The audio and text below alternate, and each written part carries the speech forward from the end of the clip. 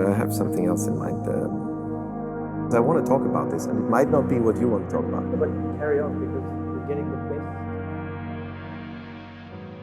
One of the things that keeps my mind occupied recently is the question about character.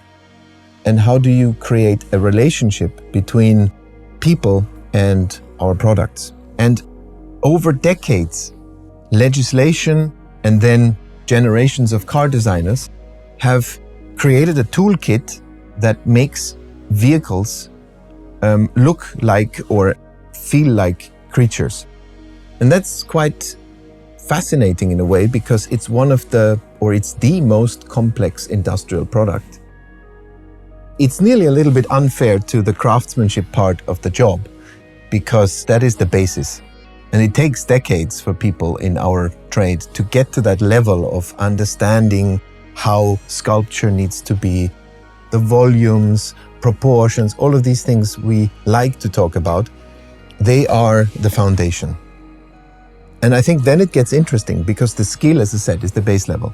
And when it comes to the character, then suddenly values like perceived intelligence, that's a very interesting one.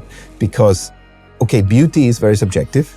The easy one is being aggressive or displaying aggression in design, because we know how a face looks when you're angry. That is easy to inject into a product. But intelligence, try that. But there is a way, I think, and it is noticeable.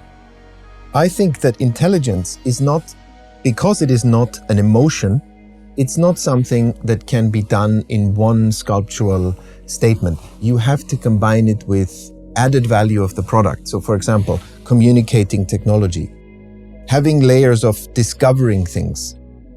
This leads to a perception of intelligence. It's not just a superficial shape that can do that. It's the combination.